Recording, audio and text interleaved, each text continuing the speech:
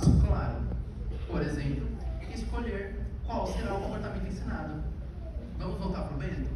Eu quero ensinar ele a pedir algo que ele quer comer, de modo que ele não chore, de modo funcional. Então a resposta que eu vou ensinar é o de apontar. Tudo bem? Ensinei então a resposta que ele vai ter que realizar. Vamos ter que definir as etapas desse ensino. Como assim, Marco? Começou a ficar difícil. Não.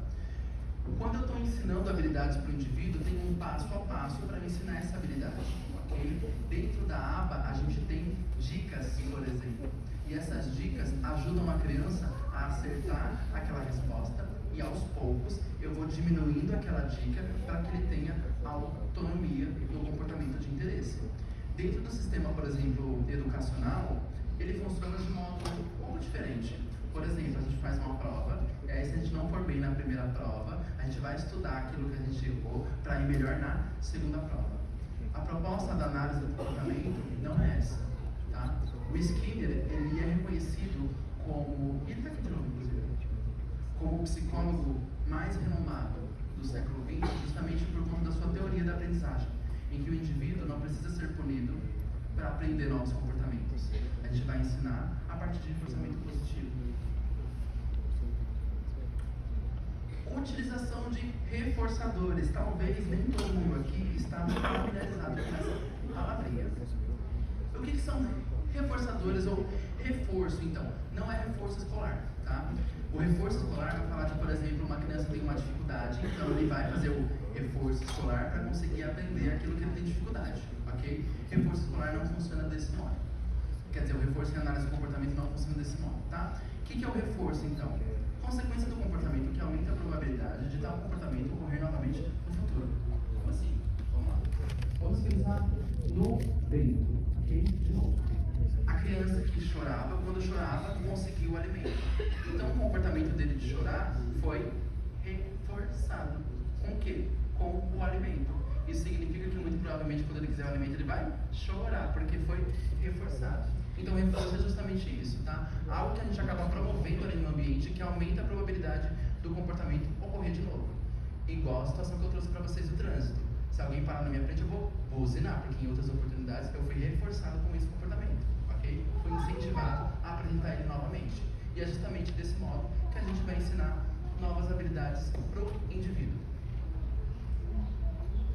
E aí eu trouxe aqui para vocês um gráfico, porque quem atua com análise do comportamento tem uma coisa que gosta muito mais que criança, às vezes, que é gráficos, tá? A gente adora um número. Como assim? O que a gente tem aqui de informação, então? Respostas reforçadas tendem a aumentar de frequência. Quem falou isso? Skinner, lá em 1938. O que a gente está vendo aqui, então? Ó, perceba, 4 de fevereiro, 5 de fevereiro, 6 de fevereiro, 7 de fevereiro, 8 de fevereiro, e assim até o dia 14 de fevereiro. E a gente tem aqui desse lado, ó, um número que está subindo. Aqui foi as vezes que o indivíduo foi reforçado no comportamento específico que a gente está ensinando, tá? Então vamos supor que o Bento, ok, começou a chorar e todas as vezes que ele chorava, ele recebia o alimento. O que isso foi gerando? Ele aumentou o número de vezes em que ele chorou para conseguir o alimento, porque ele foi reforçado. Ele aprendeu desse jeito, que é dessa forma que ele consegue as coisas. Só que o Bento, ele começou terapia. Terapia A. E nessa terapia, a gente foi ensinar uma forma funcional de ele aprender novos repertórios. Foi a partir do apontar. O que aconteceu com esse Bento, então? Que a gente consegue ver aqui, nessa linha? Tá vendo que está diminuindo? O que está diminuindo aqui? O comportamento dele de fazer pedidos? Não, o comportamento inadequado de chorar. Por quê? Ele vai chorar na terapia, só que eu não vou reforçar esse choro com a comida. Eu vou reforçar o comportamento de apontar, que eu vou ensinar. E aos poucos, conforme isso vai se repetindo, o Bento vai compreendendo que, opa, é dessa forma. Não é que é até mais fácil? Ok? Por isso que, inclusive, ele tem uma tendência a apresentar esse comportamento. Porque é muito mais fácil eu apontar do que eu chorar para conseguir as coisas. O que isso significa, então? Primeiro, a repetição, ela leva ao aprendizado. É por isso que a terapia ABA, às vezes, ela precisa ser intensiva. Porque com a intensidade a gente tem mais oportunidades de ensino, ok? Segundo, durante o ensino do comportamento adequado, o inadequado tende a diminuir. Justamente o exemplo do Bento. Eu ensinei ele a apontar, o choro foi diminuindo. Terceiro, diminuir excesso comportamental. A excesso comportamental a gente pode entender como aqueles comportamentos que o indivíduo apresenta de forma muito alta, a gente quer diminuir, como o choro, ele chora muito, excesso comportamental, tá? E aumenta habilidades e déficits. Então o Bento não tinha nenhuma forma funcional de pedir. Então automaticamente, quando ele está inserido em uma terapia ABA, esse comportamento inadequado diminui, esse excesso comportamental diminui, e o comportamento adequado ele aumenta, que é um comportamento em déficit, no caso, o fazer pedidos que ele não possuía anteriormente. 4. Não precisamos usar punições para ensinar novos comportamentos. Isso aqui eu sei que para algumas famílias é difícil, né? Que tem dia que é puxado. Eu sei disso. Vou dar um exemplo. Teve uma família que uma vez trouxe uma demanda de que na escola, quando o filho dele ficava muito agitado, fazia bagunça, né? Porque criança faz bagunça. Bom, você não está fazendo bagunça, tem uma coisa errada com essa criança. Eles colocavam essa criança no cantinho do pensamento. Já viram o cantinho do pensamento? Já usaram o cantinho do pensamento? Vamos juntos, então, pensar sobre isso, tá? E aqui eu estou falando do cantinho do pensamento, nem vou falar sobre bater na criança, tá? Vou falar sobre o cantinho do pensamento. Mas também vale da mesma forma. A pergunta que a gente vai fazer para essa escola, ou para essa mãe, é: qual que é o seu objetivo quando você coloca ele no cantinho do pensamento? A mãe vai falar: ele parar de chorar, ele parar de gritar, ele não fazer mais isso, né? Aí a pergunta que a gente que atua com ABA vai perguntar para vocês: deu certo? Diminuiu a frequência? Não. Piorou. Isso, infelizmente, acontece. Ou seja, a punição não teve o efeito que vocês desejavam, ok? Então a gente vai pensar em outras alternativas que não sejam a partir da punição, porque a punição, ela não só muitas vezes não cumpre o objetivo, mas infelizmente ensina outras coisas ao indivíduo. E aqui eu não falo só de crianças, tá? Vamos supor que, por exemplo, você esteja casada, namora, ou de repente trabalha com alguém que é muito punitivo, muito aversivo, áspero, sabe? Aquela pessoa ríspida, você não quer chegar perto sequer. Muito provavelmente, por conta disso, na primeira oportunidade que você vai fazer, ir embora. Porque pessoas que utilizam esse comportamento de punição dão medo na gente. E quem gosta de ficar assistindo medo? Ninguém. Na primeira oportunidade você faz o quê? Vai embora. Em relação à criança, isso também pode acontecer, ok? Não de ela ir embora de casa, não estou dizendo nesse sentido. Mas pode ser que de repente ele enxergue apenas a figura ali da mãe, do pai ou da professora como alguém punitiva, como alguém totalmente aversivo. E isso muito provavelmente vai fazer com que ela se afaste, porque ninguém, mesmo a criança atípica que muitas vezes tem um cognitivo muito relaxado, quer ficar com alguém que é punitivo. Quinto, com base nos dados conseguimos comprovar a eficácia da intervenção em ABA. Ou seja, a gente que vai fazer o uso da análise do comportamento sempre registra aquilo que estamos ensinando. A gente vai ver inclusive um modelo de folha de registro aqui. E com base nessas intervenções, naquilo que a gente tem de resultado, eu consigo falar para você: olha, depois que ele começou essa intervenção, dessa determinada forma, ele diminuiu seu comportamento interferente e o comportamento adequado aumentou. Isso tudo é baseado em fontes da minha cabeça? Não. É em dados. Nós que atuamos em ABA precisamos de dados. Sem dado, não é ABA. É qualquer outra coisa. É uma tentativa, talvez, mas não é. Precisa-se de dados. A gente não trabalha com achismo. Eu acho que é por isso. Não, a gente faz análise funcional. A gente entende o porquê daquela resposta, o porquê daquele comportamento e atua a partir disso. Não aceitem terapeutas que digam: eu acho que é por isso. Vamos estar observando. O observar é até ok. Só que isso não pode acontecer durante 4 meses, por exemplo. Ok? Cuidado com essas. Vamos lá.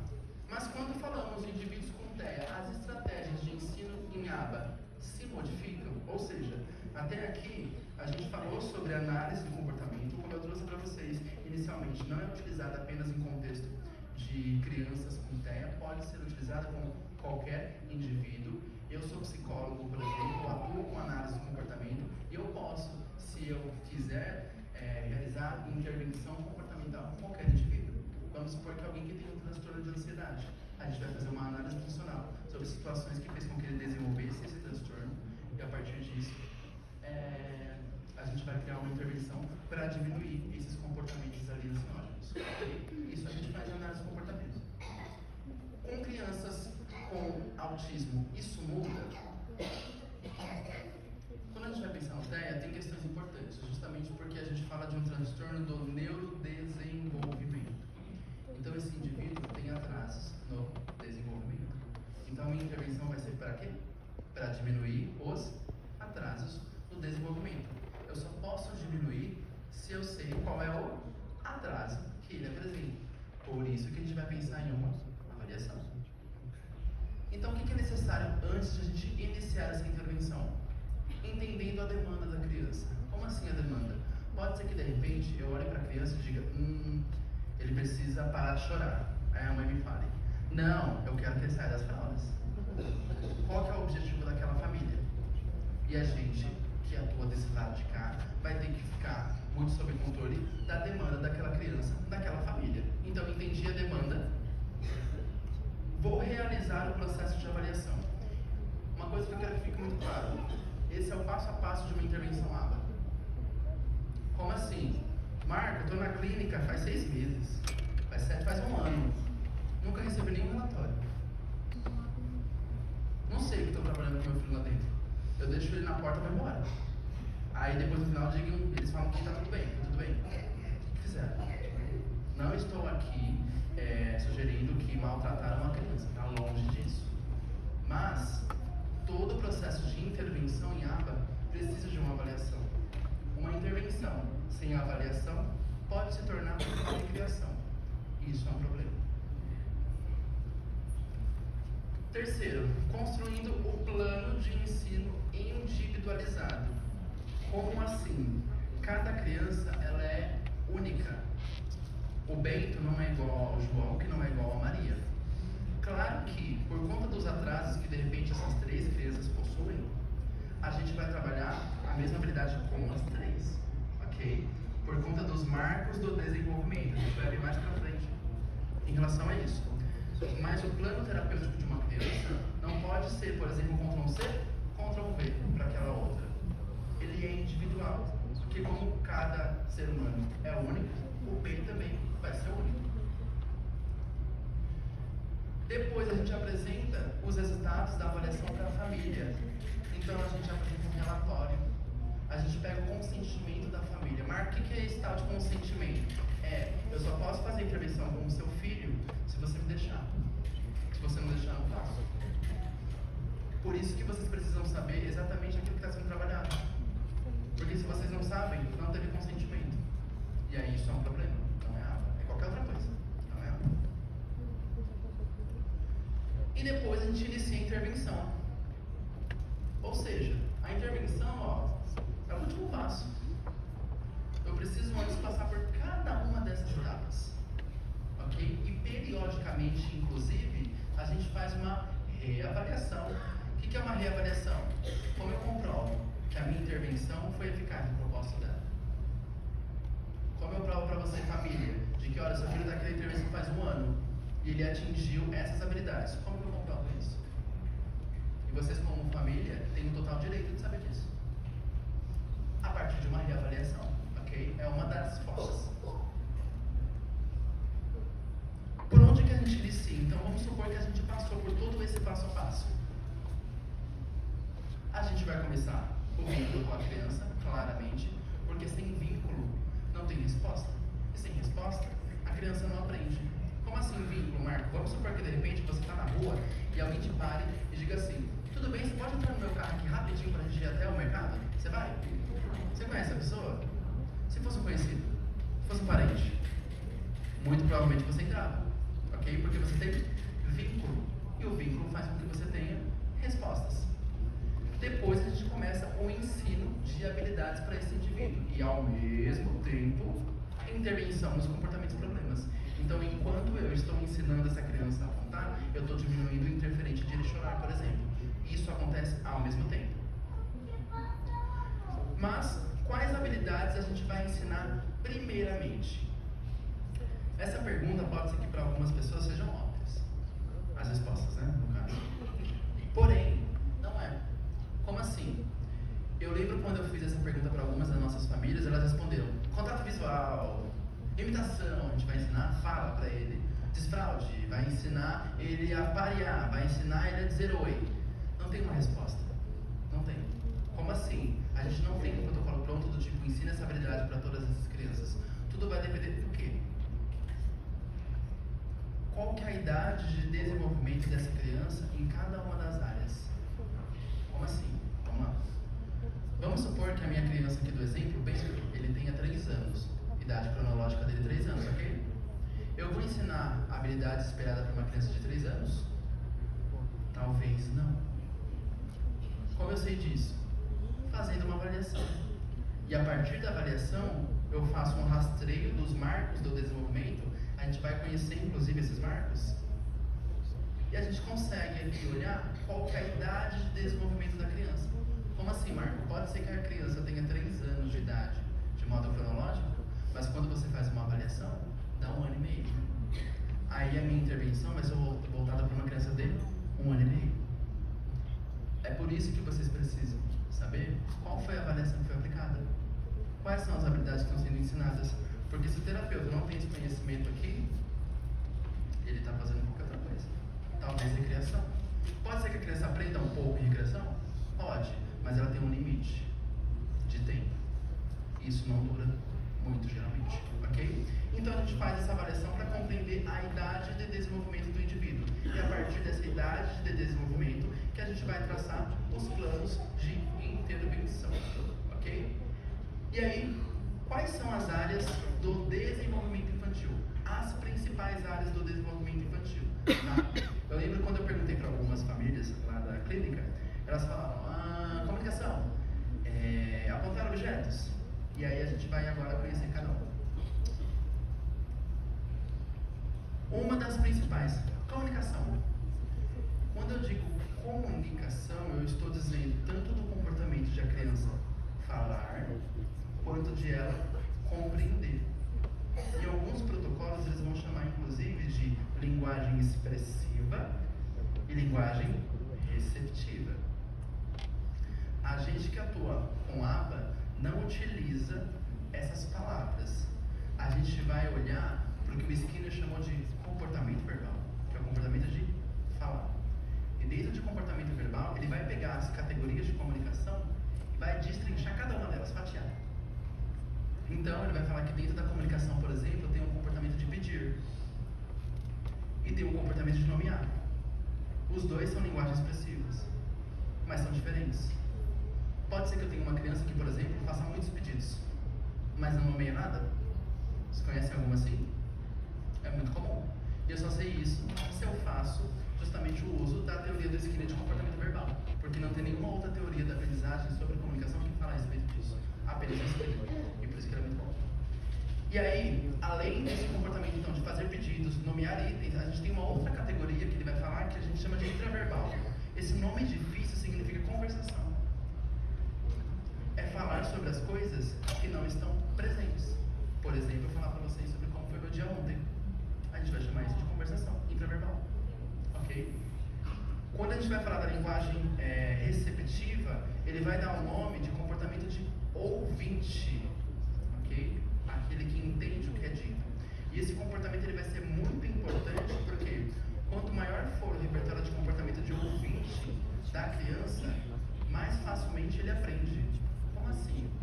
A partir do momento que ele aprende a realizar tudo aquilo que eu falo, é mais fácil de ele desenvolver novas habilidades.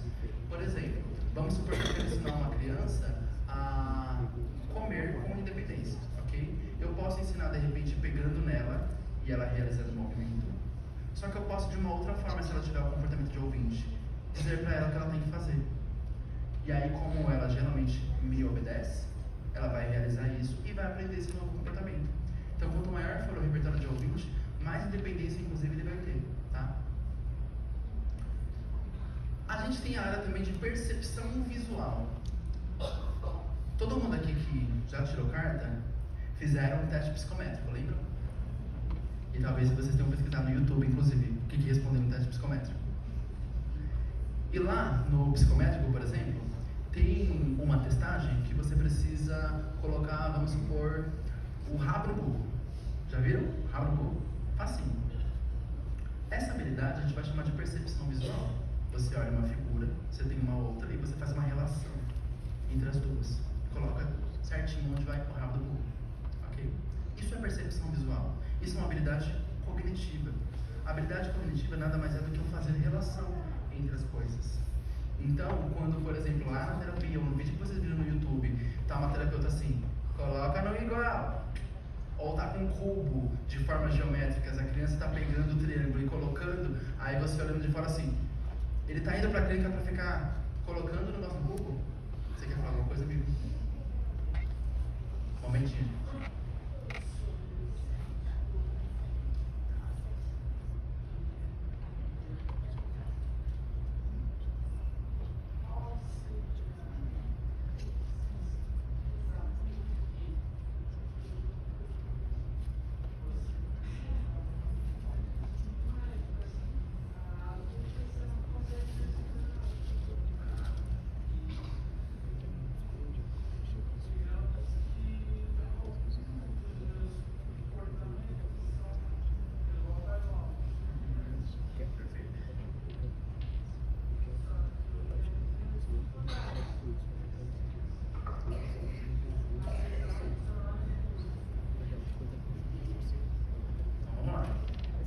Trazendo um contexto para quem não está ouvindo aí no fundo, a gente tem um indivíduo, como é seu nome, querido? Lucas. O Lucas, ele acabou de me falar, ele estava levantando a mão aqui algumas vezes, mas eu não tinha certeza se ele estava levantando a mão ou se de repente ele só estava levantando o dedo sem querer expressar nada. Ele acabou de me falar que ele é deficiente cognitivo, sofreu uma lesão cerebral e queria saber qual que é o diagnóstico dele. É isso? É isso, mais ou menos? Ok? Vamos lá. O que seria importante, Lucas, trazendo para você, para geral aqui, tá? Quando tem alguma questão que ela é de ordem cognitiva, cerebral, é importante alguns exames que você vai ter que fazer e provavelmente já tenha feito, inclusive, né? Eletroencefalograma, por exemplo, justamente por conta da sua lesão, perfeito? Mas dentro da psicologia, que talvez seja esse o seu ponto, né? Como a psicologia vai me ajudar, o que fazer na psicologia? Tem um profissional que ele chama-se neuropsicólogo. Isso. Um neuropsicólogo, ele vai ser responsável justamente por fazer uma avaliação de várias áreas cognitivas e a partir desse resultado, baseado no que a gente tem de critério diagnóstico pelo DSM, vai conseguir te trazer quais seriam as dificuldades e se tem algum CID que se encaixa no seu perfil. Por quê? Muito provavelmente por conta da lesão cerebral, isso já é explicativo do porquê que você se comporta desse modo, entendeu? Não necessariamente é um diagnóstico específico, pode ser que você tenha atraso em algumas áreas, entende? Mas aí o diagnóstico, tudo isso vai depender dessa avaliação neuropsicológica, muito também necessário nesses casos, um psiquiatra, por exemplo, um médico, para fazer esse acompanhamento e fechar de forma mais assertiva, tá bom? Então, continuando, gente. Sobre a percepção visual, é justamente esse comportamento de fazer relação entre as coisas. O cubo, a criança quando ela encaixa a estrela ali no cubo, ela está fazendo justamente isso, relação entre as coisas, ok? Por que isso é importante então, tá? E não é de nenhuma forma algo irrelevante no desenvolvimento infantil. Porque eu só consigo falar, por exemplo, se eu faço essa relação entre as coisas. Como assim? Deixa eu pegar para vocês aqui uma coisa que eu trouxe. Conhecem esse aqui? Todo mundo tá vendo? Já viram esse boneco aqui específico antes? Já? Esse aqui? Não, né? Vocês nunca viram. É porque eu ganhei da chefe ali, então vocês nunca viram. Vamos lá. Quem que é esse aqui então? Perfeito. Como vocês sabem que isso aqui é o Woody? Conhece o desenho? Ok? Ok. O que vocês acabaram de fazer então? De acordo com o conhecimento que vocês tinham a partir deste personagem, vocês associaram esse conhecimento ao item que eu apresentei, não foi? Habilidade cognitiva. Isso significa que, a depender do cognitivo do indivíduo, a comunicação dele é muito melhor. Crianças que, por exemplo, apresentam um atraso na comunicação, precisa ser estimulado as habilidades cognitivas para que posteriormente ele tenha um melhor repertório de comunicação, ok? E é por isso que lá na psicologia a gente vai trabalhar os cubinhos, por exemplo, para fazer relação, e essa relação vai fazer com que o indivíduo desenvolva outras áreas, como a comunicação. Tá?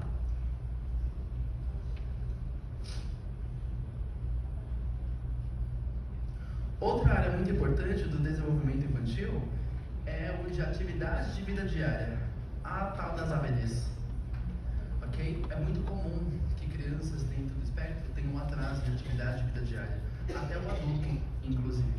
Ok? E é por isso que a gente vai fazer esse mapeamento, porque se ele não tiver autonomia nessas atividades de vida diária, o que significa? Ele sempre vai ser dependente de outra pessoa.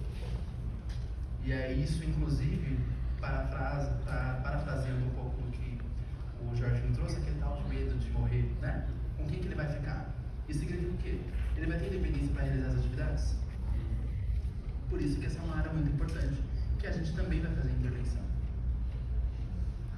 Depois, a gente tem a área de desenvolvimento, que é a de motricidade. Motricidade lembra do quê? Motor. A gente vai ter o motor grosso, os grandes membros, e o motor fino. Então, temos avaliações específicas para mapear aí esse tipo de atraso, caso ele aconteça. E a última, não menos importante, habilidades sociais. O transtorno do espectro autista, ele vai ser caracterizado por um atraso no que a gente chama de comunicação social. Eu te dou a oportunidade no final, pode ser? O que a gente chama de atraso na comunicação social, ou seja, não é só a comunicação, mas a comunicação com o outro. Esse é o primeiro critério diagnóstico. E o segundo vai ser a apresentação de comportamentos repetitivos. O indivíduo, inclusive, precisa ter os dois para fechar o diagnóstico. E as habilidades sociais vai falar justamente sobre isso. Um exemplo de habilidade social. Vamos supor que você esteja no cinema, e aí você já acha que é um filme, mas tem com aquela amiga. Aí você começa a contar o filme para ela, começa a falar algo, começa a dar risada, ou falar de alguma coisa aleatória. O que vai acontecer? Muito provavelmente a pessoa que está na frente vai fazer o quê? Ou vai só olhar para você. Ok? O que você vai entender? Opa, acho que eu estou fazendo alguma coisa que está incomodando ele. Qual que é a sua tendência? Parar de falar. Correto? Isso é uma habilidade social. A gente vai falar, inclusive, vai chamá-la de cognição social. É eu fazer a leitura do ambiente e me comportar de acordo com ele. Ok?